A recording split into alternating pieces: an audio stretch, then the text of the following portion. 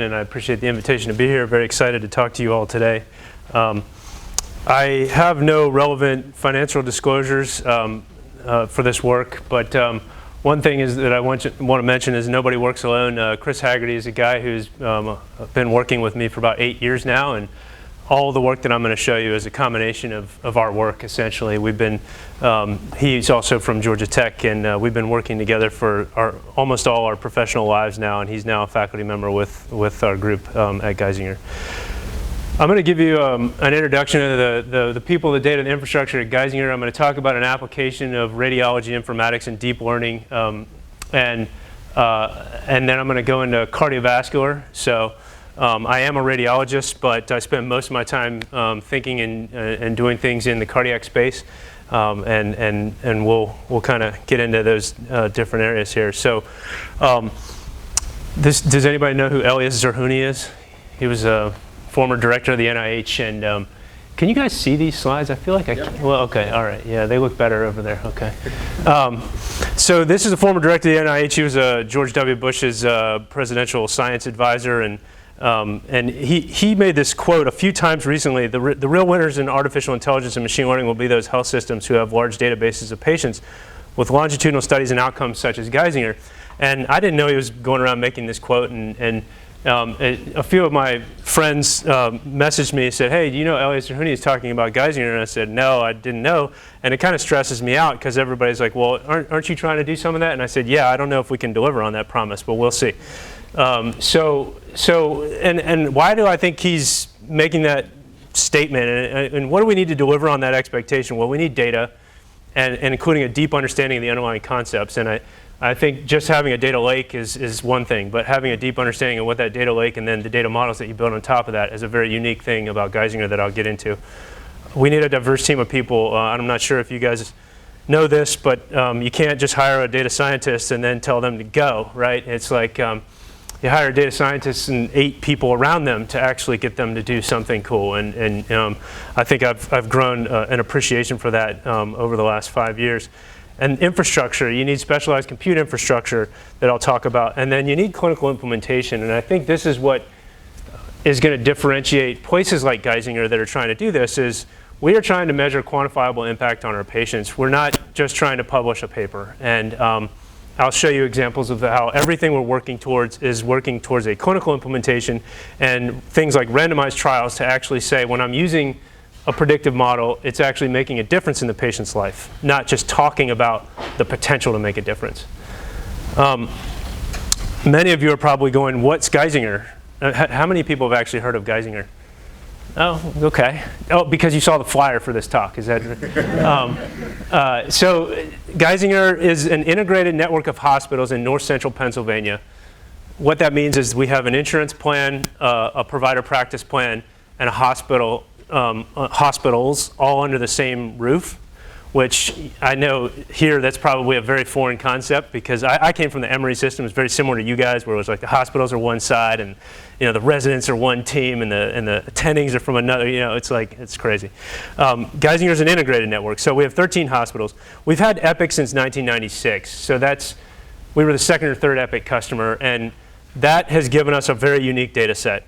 That combined with the fact that we have a very stable patient population means that from 1996, we have data where we take a cross-section of the data from year 2000, and we know what happened to those patients 10 years later because they don't leave.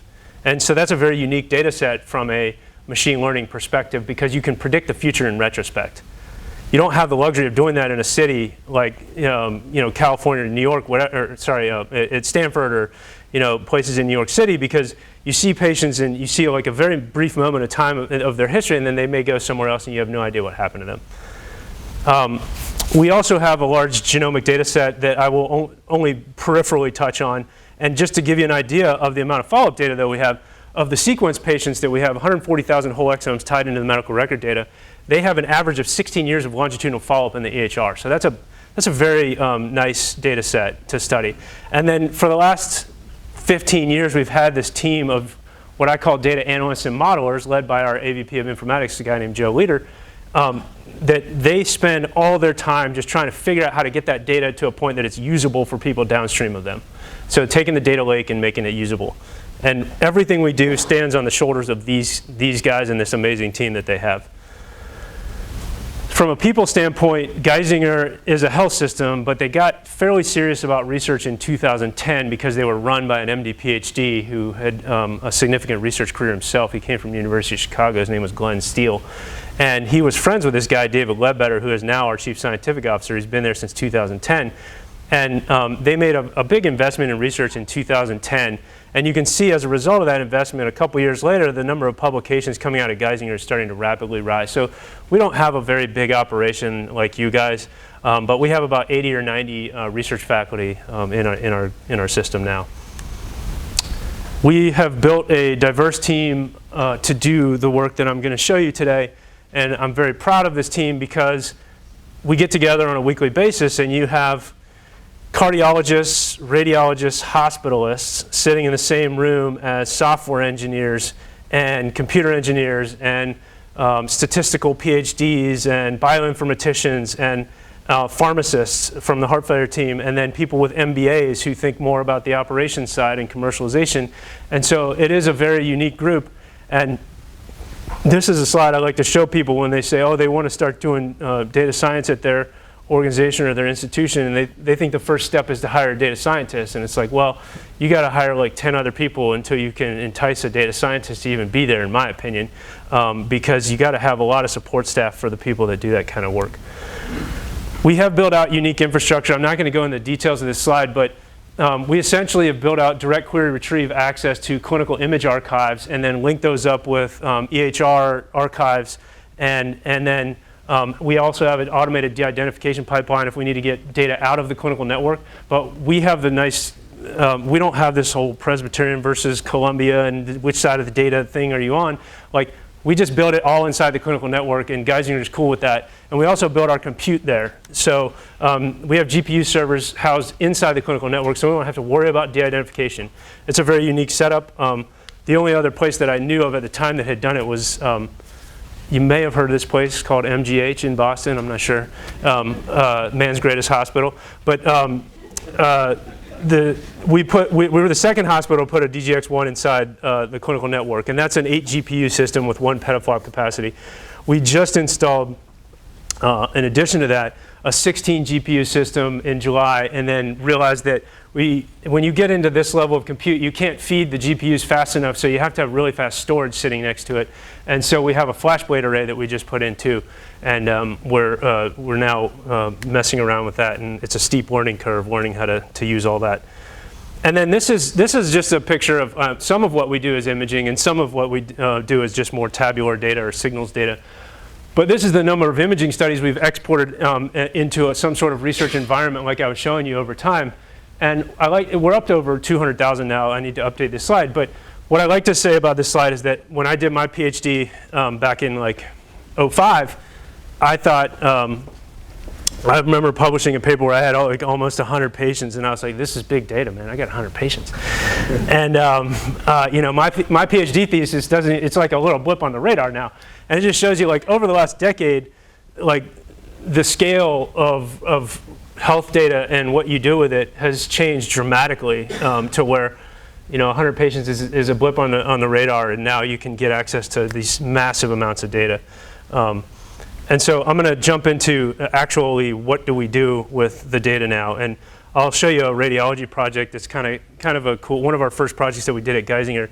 And this is an intracranial hemorrhage project, started in 2016 by this guy, Mohammad Arbab Shirani. Our group was involved a little bit later in the work. And everybody knows that early and accurate diagnosis of a head bleed is important to patient outcomes. And we asked ourselves a very simple question initially, was could we use machine learning to optimize radiology worklists for earlier diagnosis?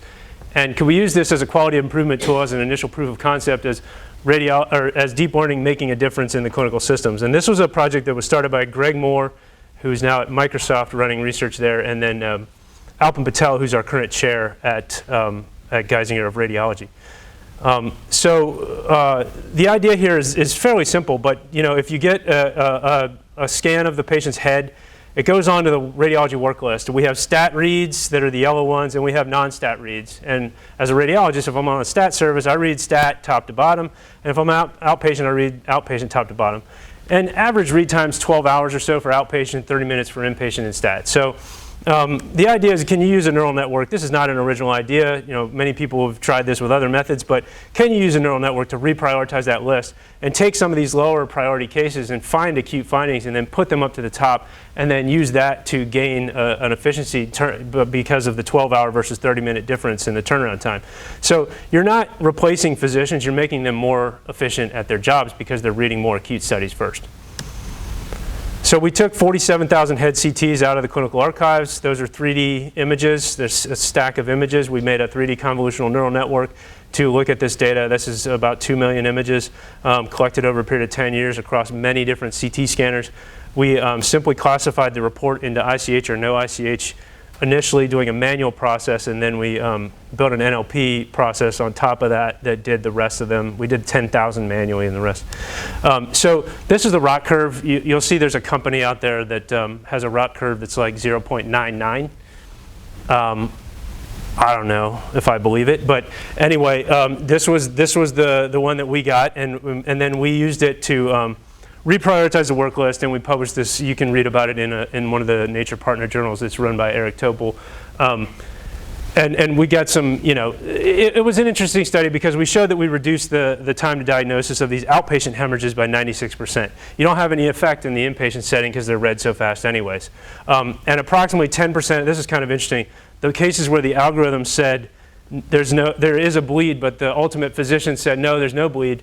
If you re-review those in a blinded fashion with a neuroradiologist, sometimes neuroradiologists aren't reading all the CAT scans, then about 10% of them actually had a subtle hemorrhage that probably the interpreting physician just brushed over or didn't see.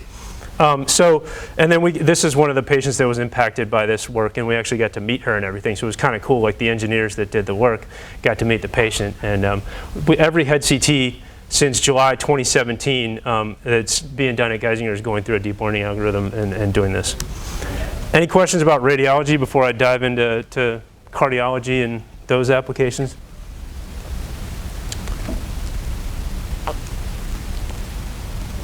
All right, I left an uncomfortable silence for a long amount of time.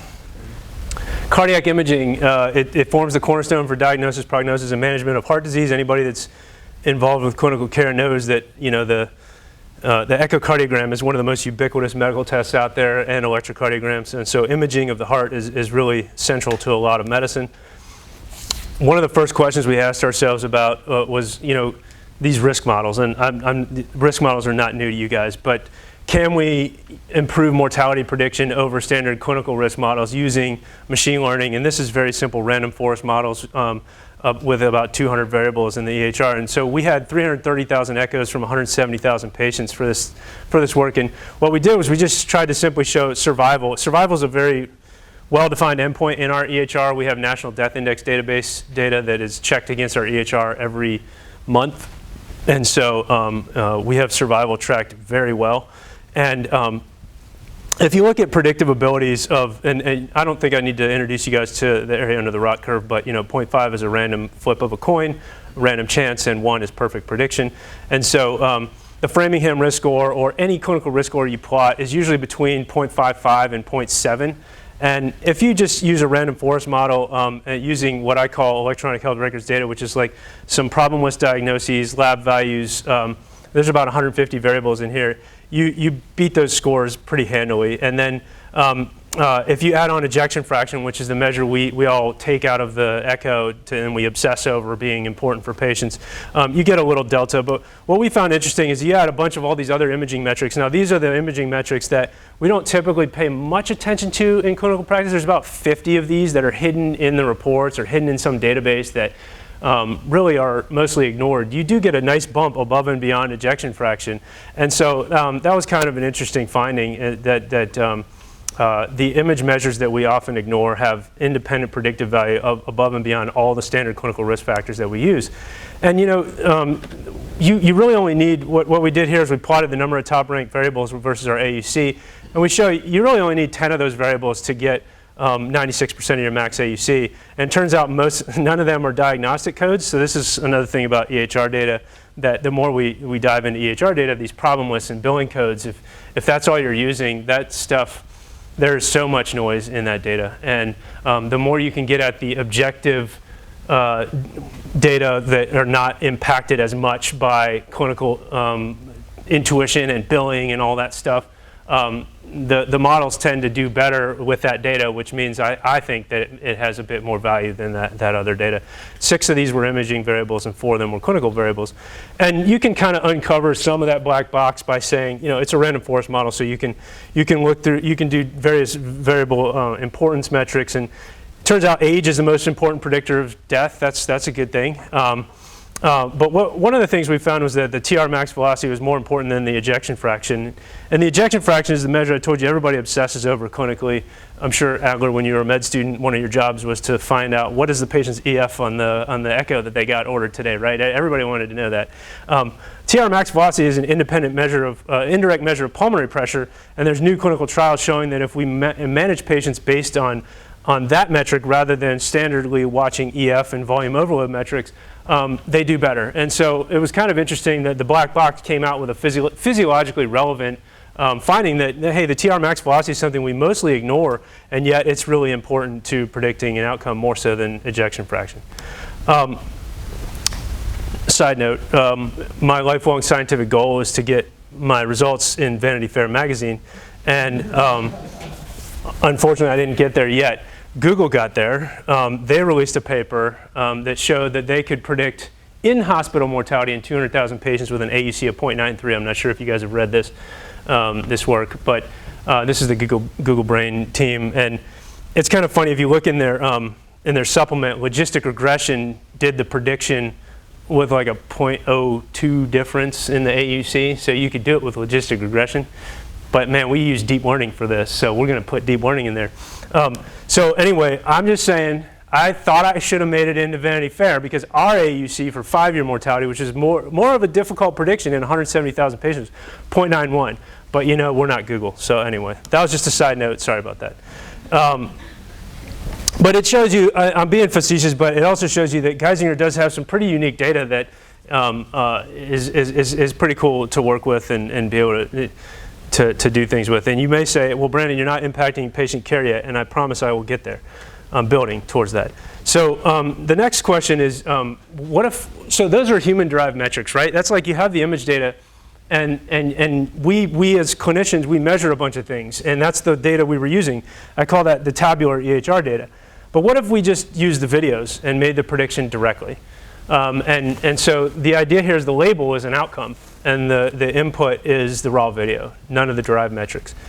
And Alvaro is a very smart data scientist who works for us, and he initially did this 5-fold cross-validation with like 1,000 echocardiograms, and he took one view of the heart, and during a standard echo we get like 30 or 40 views, and he put it through a 5-fold cross-validation. He built a 3D CNN that took the video data and predicted death. And he showed me this ROC curve, and I was like, there's no way that that's true. And I was like, you're telling me that you take one video of the heart and you have an AUC of 0.8 to predict survival 1 year after that video was acquired with no other variables in that model. And he said, yeah, it's true.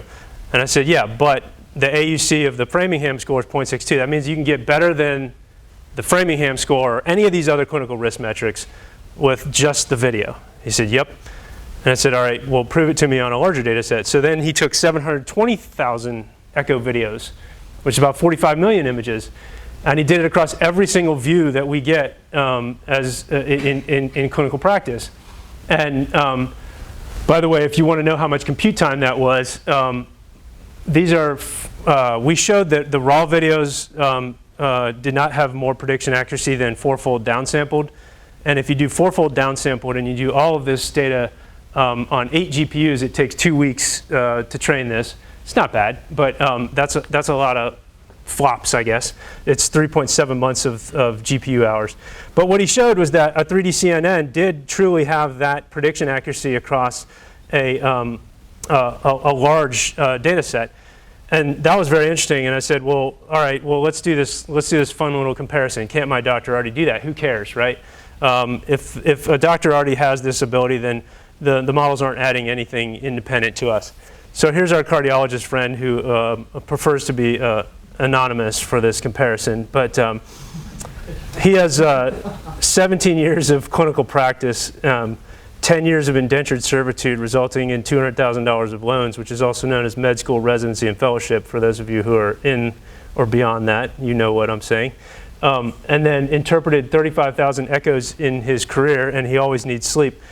Him versus the machine, trained on about 30,000 echoes in a week, always wants more data and never sleeps, right?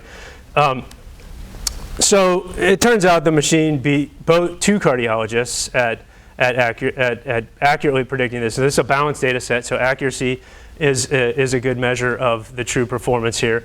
And what the clinicians tended to do was tend to say that the patients were going to live a lot more at the sacrifice of being wrong when they were going to die, whereas the model was chosen for a balanced operating point. If you look at the ROC curve of the model, the physicians generally plot underneath that ROC curve. We have a few more now that are plotting underneath the ROC curve. So now what am I saying here? This is not a task that physicians do every day. What I'm saying here is that the models, what I think deep learning and all this predictive modeling is going to do for physicians is help guide us on these future prediction tasks. We as humans are never going to be able to ingest the amount of data that lives in that EHR and make accurate predictions about the future. And by the way, 95% of medicine is predicting the future. If you think about why do we give a diagnosis, it's because we think that we know what trajectory this patient will follow. And then why do we give a therapy? It's because we think we can bend the curve and make that trajectory better. And so everything's about prediction. Sure, there's the human aspect of medicine. There is the placebo effect. It is real. But that's, and explaining to patients what's going on. But really, when you come to the treatment and the diagnostic side of medicine, it's all about prediction. So I think this is where machines are going to really help physicians and not replace them. It's just going to help them do their jobs better. I'm going to jump into different types of data here, and then I'm going to build more towards the clinical implementation side. Any questions about that part?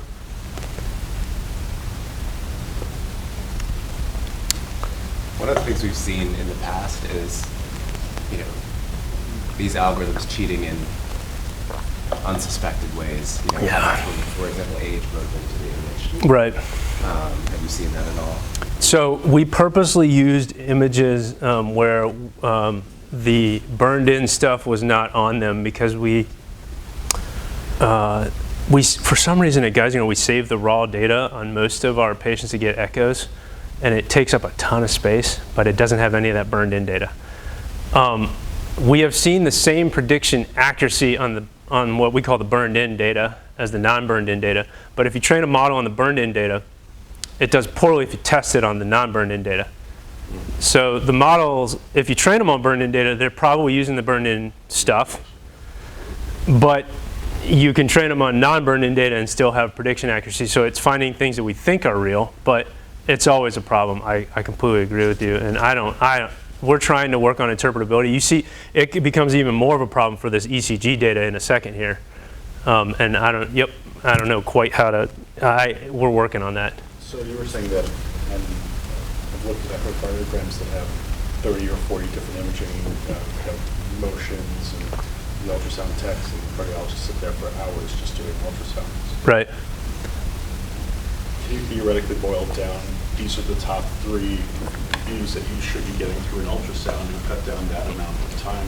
I think what we're working towards is what are all the endpoints that matter, that I care about, and what is all the possible data inputs, and then say, yes, okay, if these are all the endpoints you care about, then all you need is these 3 views and age and sex and HDL. Yes, I'd love to get there, and we're slowly working towards it.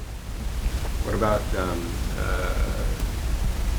interpretability of the actual image? Like, can you highlight, I know certain models apply, allow you to apply saliency maps.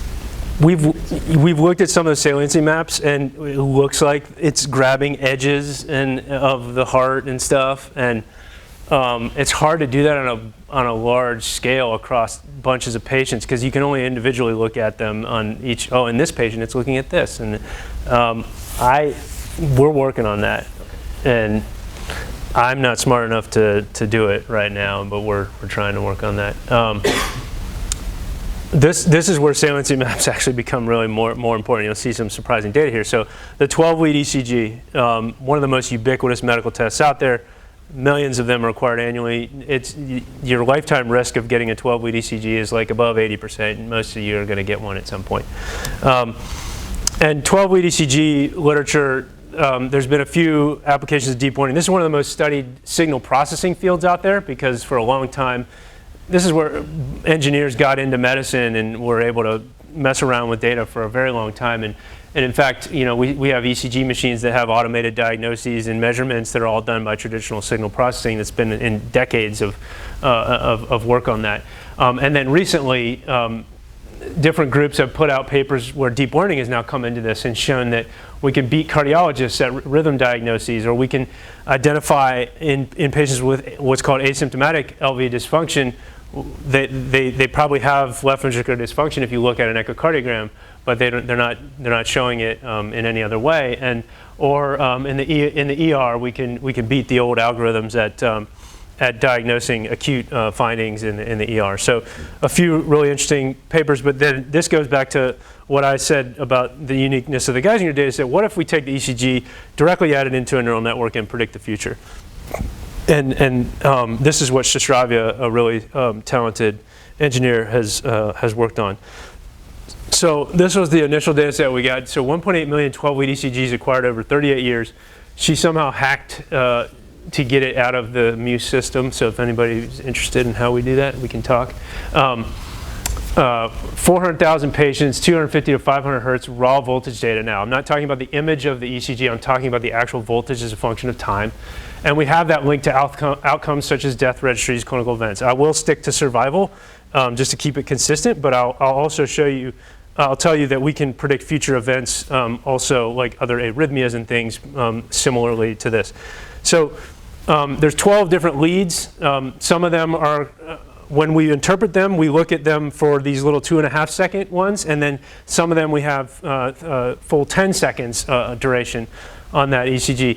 And so it turns out, here's the AUC if you just use one of these 2.5 second leads to predict 1 year survival again.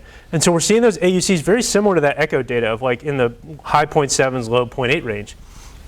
And then if you use the 10 second leads, the AUCs get higher. And if you put them all into one model, you're getting an AUC above 0.86 now. And the 10 second leads make sense because they have a little bit more data. So if you have an arrhythmia that only happens, like on that first ECG I showed you, there was a premature beat down here, and the first 2.5 seconds didn't see that beat. So it makes sense. The 10 seconds has more prognostic information in it. So let's kind of compare that to what we can do with just the derived metrics, though. So, here, yep. What question is that on a balanced data set also? No. That's just on what all comers, and we do try to deal with balancing it by so about I think our overall prevalence of death at 1 year is 10%. So when the training phase, we'll randomly select less of the people who lived. We'll also weight patients who like died at 1 year and 1 day differently than we will a patient who we knew survived for 5 years. Yeah. So if we just take age and sex, by the way, into a model, we get an AUC of like 0.75. If we build an XG boost model out of every single thing we measure as physicians, so 30 pattern labels like AFib, acute MI, left bundle branch block, all the things that we give as diagnoses, and then the computed measures that we also measure like QRS duration, PR interval. If we take those and we do a highly nonlinear XG boost model, this is about the best you can do with a nonlinear model of yes, no, and quantitative variables that we measure as physicians. Now, if you take those ECG measures and add age and sex, you're getting up to 0.85, okay? The relevant comparison here, if you just looked at the traces to those derived metrics, you're getting a 0.07 AUC bump. This is the difference in patients with or without all of these measures in a complete data set, so it's more difficult to predict in the patients where you can't measure them all, which makes sense. Anyway, I'm not going to get into that detail. And if you use ECG traces plus age and sex, so this is just the ECG traces, none of the patterns, none of the things we measure as humans. you're getting more prediction power out of just the raw data. So the neural networks are finding things that we're not measuring as physicians, even when we put those things into an XGBoost model. So then you go, okay, again, can a cardiologist do this? What about 100,000 normal ECGs? This was kind of an interesting direction we took this, and we've taken the echo data this direction too now. Physician calls it completely normal, no other abnormalities. Do we have the same prediction power? Yes. That's weird. That means that the deep learning model is finding things inside of an ECG that we as physicians called it normal, but the model is finding 3 to 4% of those patients it thinks are going to die, and it ends up being fairly accurate. Now let's look at that a little more. So if we look at survival proportion as a function of time, this shows you some of the beauty of the Geisinger data. The error bars on here are very small because we have so many patients that we have this much follow-up on. And I've shown you 0 to 1, whereas some papers will zoom in on like 0.6 to 0.8 to show you a difference. This is 0 to 1 here. So this is, of this group, they've almost all died 30 years after the study, and we have records of that. So these are the ones that at 1 year, all patients predicted to live or die. Remember, the prediction is at 1 year. So 1 year on this axis is right here. So what you see is that this is a very powerful risk factor or association, because those curves, they diverge significantly after that 1 year prediction. So even if you live, but you were still predicted to die at 1 year, you're still screwed, kind of. And the hazard ratio is 6.4 for the statisticians in the audience. Now, this is really interesting. If you just look at the normal patients, so these are the ones that the physicians said totally normal, next case, right? No abnormality whatsoever. Even like non-specific STT wave, we threw all that stuff out. No abnormality. The ones predicted to live do better. So they've almost passed two things. So the model called them normal and the physician called them normal. So they do better than everybody. And then the ones predicted to die by the model, but the physician called them normal, they still almost follow the ones predicted to die in the whole group. So that's a bad thing. And now the hazard ratio there is 9.3. That's like a huge difference in these survival curves. So then you go, well, surely my cardiologist can find those features predictive of mortality.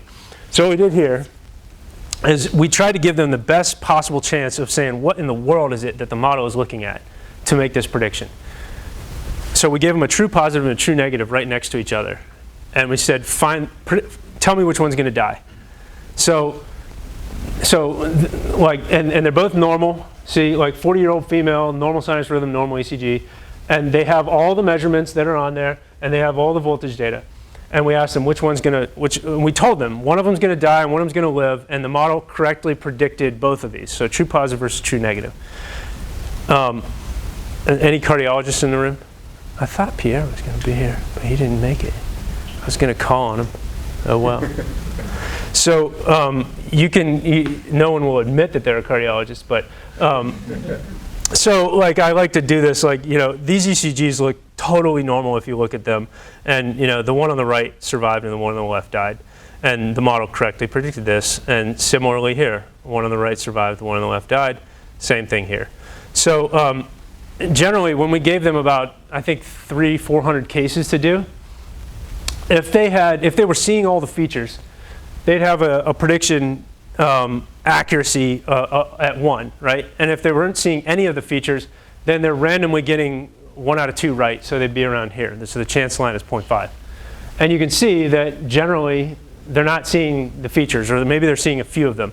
And then we showed them model results on a separate set where we said, okay, here's the ones that died, here's the ones that lived. Study the differences and see if you can figure out what the model's looking at. And then we showed them that original data set again, and they didn't get any better. So generally, the model is finding things that the physicians can't see. And yep. So in terms of that survival, like, how did you look at the causes of death? Yeah. If they were cardiac related, or yep. like they were hit by a car? If the model can predict that you're hit by a car, then So a reviewer asked that question, which we're about to resubmit the paper. We have a blinded chart review of 1,000 of those patients that we'll know very soon. I suspect it's got to be cardiac related, or at least cause of death is also very interesting in the EHR. And even when you're watching a patient die, it's kind of insensitive. But you know, did they die of heart failure? Did they die of pneumonia? Did they die of whatever? You know, so yeah, we're going to have that data soon, but we don't have it yet. Now I'm going to go into managing heart failure, and I'm going to make survival much more clinically relevant here.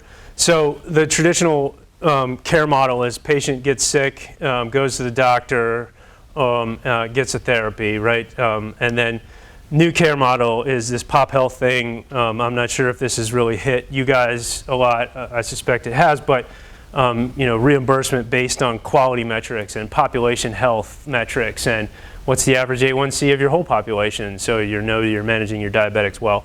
And Geisinger is really into this because we're accountable for the money that we spend on insurance and spend on the healthcare. So we've got it all under one umbrella, so it aligns our cost structure. So, and if you're not in that model right now, the government is trying to force everybody to get there anyways. So that's called capitation, but that's another issue. So the idea here was, originally we talked to our health plan, and they were putting out care teams, and they were putting out care teams based on risk levels. And they said, we want to know who the really high risk patients are, like who's going to go to the hospital, who's going to die in the next year, all this stuff. And we're going to put different care teams out based on their different levels, and we're going to try to improve population health. And so we said, well, that's a great topic for machine learning. We'll build you a data-driven risk model. Because when we originally got involved with them, they were like adding up billing codes, and they're like, okay, a patient has 10 billing codes is high risk, 9 is lower, 8 is lower, 7 is lower. And I was like, oh guys, please, we can do way better than that. Let's just build a logistic regression model. And so this was their billing-based model they were using at the time. This is the AUC to predict 1-year mortality or 6-month heart failure admission in these 20,000 heart failure patients. Which, by the way, when I went to med school, I never learned how to treat patients at this level, and yet that's what we're being asked to do as physicians now in these systems. We're not treating the individual patient, we're treating populations. And when did we ever learn how to say, oh, I have 10,000 patients with heart failure, which one needs me now? Like, that's a very different question than what we were trained to do. If we build a logistic regression model using 150 EHR variables, the same data set I showed you in the original Echo data, you know, I didn't want to scare them with like deep learning or XGBoost models or anything, just logistic regression. Look, guys, the AUC is way higher. And, you know, here's the variable list as rank order in importance. But, you know, what really bugged me about these models was like, we keep getting risk, but we don't get like benefit. And I want benefit. Like, I want to know what's modifiable risk, not just risk. And so what we did here was we added what we call actionable variables into the model, and we use care gaps. For example, did the patient get a therapy that we know is supposed to be associated with a good outcome, or evidence-based therapy like a beta blocker in heart failure, or a flu shot, or an ACE-ARB, things that we should be giving. And we can model the effect of those care gaps in retrospect, and we can try to then have that model learn that effect and predict the effect of closing those gaps prospectively, and then we'll have a modifiable risk model or benefit model. And you might say to yourself, well, every patient gets all the right therapies when they come to our hospital, and you might be right. But I suspect that if you look at the data, they don't. And you'll see that, like in our population of 12,000 patients with heart failure, less than half of them got their flu shot last year, which is insane. Most of them have crappy control of their A1C, their diabetic control. Most of them that should be on an aldosterone receptor antagonist are not. These are published things. Health care in the US is a bit of a mess. You guys probably know this. We're really good at like the advanced stuff, but like we forget to give flu shots. So how can we then leverage that that heterogeneity in clinical practice by looking at this model that, okay, so we build a model to then predict the effect of closing those care gaps. So here's the predicted 1-year mortality, and here is the mortality after I close all these care gaps. So if this is my baseline risk, this is my post-care team risk. I have a care team that goes out and closes care gaps. That's all they do. My benefit is this. That's my modifiable risk. So it's the delta on the y-axis. Okay, so let's dive into that. So if I plot my predicted benefit versus my mortality risk score, they don't fall on a line. That means that there's patients that are very far off of that. It's not a linear relationship. So let's dive into that a bit more. There are these patients that have very low risk, low benefit. So they're not dropping on the y-axis. They're what I call heart failure light, or they don't care if you give them their flu shot or not. They're not that sick. Then there's these patients that are really high risk and really high benefit. So the model predicts, hey, if you just close their flu shot and ACE-ARB care gap, you're going to save 15% of them or 10% of them from dying at 1 year. That's a major impact. That's 10 patients you have to make sure they get their flu shot and take a very, very cheap medication, and you will save 1 in 10 lives. That's what the model's predicting. There's also patients that have the same risk that plot out like this. So they either don't have open care gaps that you can modify, or they're already fairly far gone, and it doesn't matter if you close the gaps. I don't know which one it is. So if you deploy care gaps teams based on a random, so let's say you have a care gaps team and you go out and you say, okay, I'm gonna order my patients from 1 to 12,000, and I'm gonna randomly order them, and this is how many patients you're gonna save as you go through all these patients. So it's gonna take you all 12,000 to save 250 lives. That's what the model says. Now, if you order them based on the number of whether they have one open care gap or not, you get steeper. So what you want is a steep line here, right? You want your line to be really, really steep and then hit a max. So you only have to intervene on 1,000, and then you get the maximum benefit. Because we're in resource-constrained systems, that's just the way it's going to work. We're never going to roll out a care team that's going to hit 12,000 patients. It's not going to happen. If we order them by the number of open gaps, we get steeper. And if we just use, this is a logistic regression model. Now we've done an XGBoost model. It's even steeper. You see, no matter where you are, you're always steeper, and that means your resources are being optimally deployed, and so you're saving as many lives as you possibly can. And now you're going to say, but Brandon, this is association, not causation, right? And I'm going to say, yes, I agree with you, because this is all association. It's in the retrospective VHR. But that's why we registered a clinical trial on this. And so we're doing a randomized clinical trial where we say, yes, no, we take that high risk, high benefit group and we randomize them to either get a pharmacist involved as the care team to close the care gaps or not. And then we also have a high risk, low benefit group where the difference between these two groups will tell us if the model can truly discriminate between patients that have modifiable risk. And so we're putting our money where our mouth is, whatever that statement is. But I don't want to just publish a model that says, hey, look at what we could do. I'm going to say, okay, can we do it? And guess what? It's not easy. So here's our first 100 patients. We already did the first 100 patients, March 2019. And by the way, we went from building this model to implementing it in a randomized trial in 10 months at Geisinger, which I never, ever would have been able to do at any of the other places I was. And Geisinger is very forward thinking about this stuff. So here's the open care gaps as a function of time. I apologize for the bad axes here. So 31 care gaps open initially when we intervened and 24 at the end. Well, what? My model is telling me I got to get down to 0 to have my impact. But clinical care is messy. And so we went back and we looked, well, why are we not closing these care gaps? Well, the model screwed up three patients. So that was a data analytics side, not understanding when the care gap was actually closed. We fixed that now. 5 patients, there's these gray zone areas that we're dealing with. Like they have some renal dysfunction. Maybe they should have been on an ACE, but they weren't. So there's some clinical, weirdness there that we're dealing with. Patients can always refuse. Then there's this big old group that's like what we call clinical inertia, where their physicians are like, I don't know, she's 80. I don't want to mess with her meds. And we're like, but maybe she's gonna be 90. Like, she didn't really want her flu shot. Well, maybe if you told her it was important, she would get it. So we're working through that now, and we're standardizing this to where we have what we call proven heart failure, where we say, look, if you come to our system, every patient with heart failure should get the same treatment, and understand that these are evidence-based therapies. And so now we're working through that. So even if you build a perfect model, when you implement it, you might run into this kind of stuff, and that's where we're trying to close the loop. Yep. Who's funding the trial? This is funded right now by our health plan, and they already have a bunch of resources behind these massive teams that are millions of dollars to do pop health. So coming from, because I'm a public health person, population health is the only way I ever thought. So it seems to me that, why are you in a fee-for-service system then? Just joking. I just work. We're very aware of the risks, right, that you could identify through models, and then if you modify those risks, you could probably prevent I don't know what the numbers are, but more than 75% of mortality and morbidity. Yeah. But the hard thing is, like you say, well, the provider said give them a flu shot, but the patient didn't want to do it.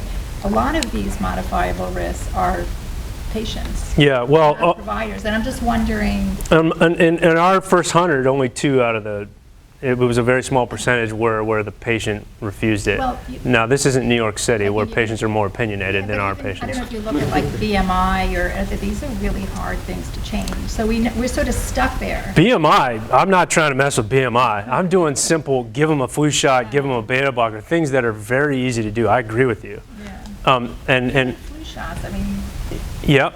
you know, there are people who don't. But is the conversation different when you say, hey, here's your risk with or without a flu shot, 20 versus 10% mortality?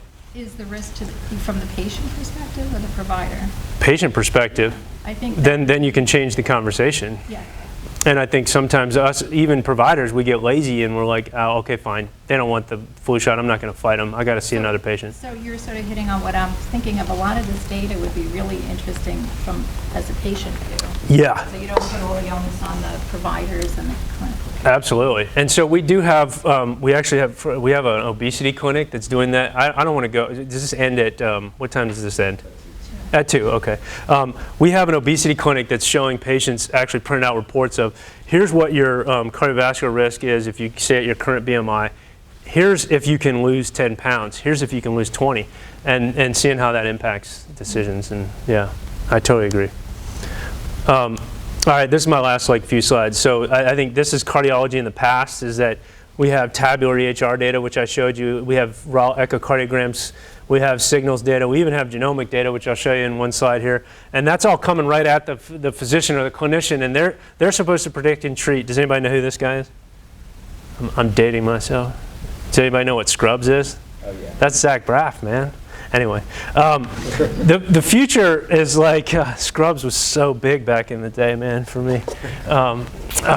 So the future, in my opinion, is replacing all this data ingestion, or at least supplementing it with smart computers to help us with that data and make these predictions and make clinically relevant predictions, and like going after modifiable risk. And this is Chris Haggerty's work. Genomic Inputs to Machine Learning Models is another direction we're going. And so we have both rare variant data and common variant data, because we have whole exome sequence data and chip array data on those 140,000 patients. We're going up to 500,000 patients. And that's really interesting to put that into the model and say, how much does that add? And I think what's going to end up happening is, what the trend we're seeing initially is that it matters to patients to get diseases early. But by the time you're 65, 70, phenotype often trumps genotype. Don't tell the gene people that. But if you've already, so anyway, the genomic data doesn't have as much impact on the older patients, in my opinion, because they've already. But those 40-year-olds that are presenting with AFib, okay, it makes a big difference. And we're trying to get at, how do we build these big multimodal models, and to your point, know which ones of these things do we need to actually put into the model. So we're trying to make a somewhat interpretable neural network for predicting mortality risk using EHR data, and where we have the image data, and we can rank order the importance of the image and the signals data right next to the tabular data. And there's various, we're trying to make a new neural network design to allow us to maintain some of that interpretability as we describe in this paper.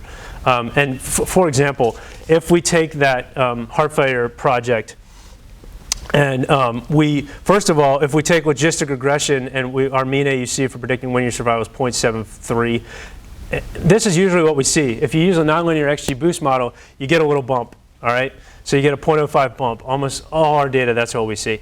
And then if you add on the ECG risk score, so not just the tabular data now, you have the raw voltage data for that prediction, you get a bump. And so now I think if you add on the raw echo data, you're going to get another bump.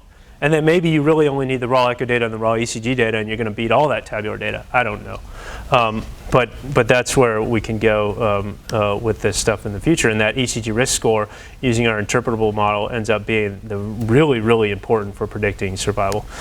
So in summary, I've shown you that large clinical data sets and machine learning, I think, will change medicine.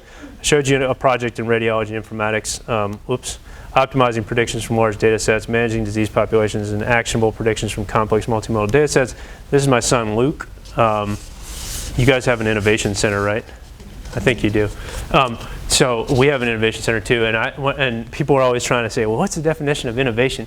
And one day I came home and I saw my son, and he loves to build Lego towers, and he had taken this stool from 4 rooms away in the house, and he brought it over, and he put that stool down, and he doubled the size of his Lego tower. And I was like, that's innovation, man. I need a picture of that. Take a picture of that. Because that's what I feel about bringing engineers and data scientists and all the technically savvy people into healthcare and getting into the healthcare data, is that we can double what we've tried to do for a long time with very, just combine the 2 fields and you can double it quickly. And I don't know, that's my, but then he, innovation, you can't be afraid to fail, and this is how he prefers to wash his sister. This is Eva, and so obviously his ideas don't always work out. And you can't be afraid to fail when your ideas don't work out. And so this is a big team that has helped fund this work and support us, and thank all these people. And we are actively looking for people, and we're hiring. So if you have any questions about working at Geisinger in the middle of nowhere, but with really cool data, let me know. And otherwise, be happy to collaborate or talk about any of that too.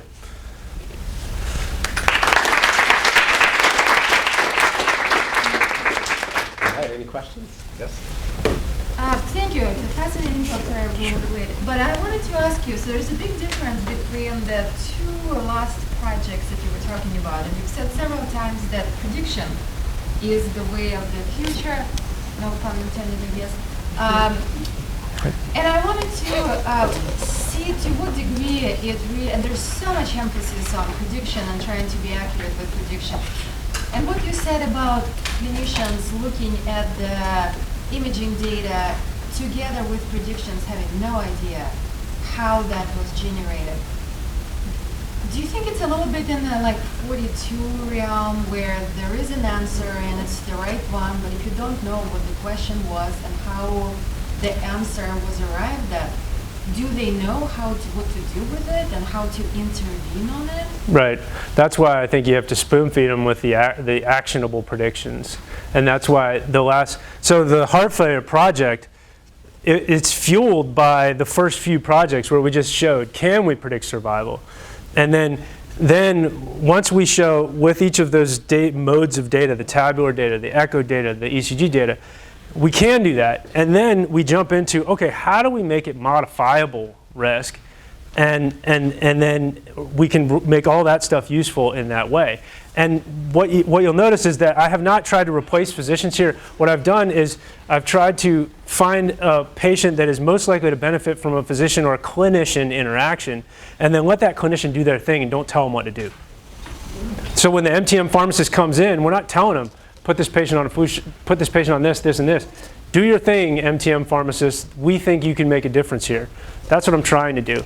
Because if you start trying to tell physicians what to do with models, you're gonna piss them off and they're gonna run the other way. So I wanna use it for pop health and prioritize the right patients. And so kind of gradually get to the point where then we can start saying, hey, the model suggests that these patients should be on this crazy therapy over here that we don't even usually use for these types of patients. Then we can deal with that kind of stuff, which is coming down the pike. All right. So we're running out of time, but please do come up and ask your questions afterwards. Let's give Dr. Fornwalt one more round of applause.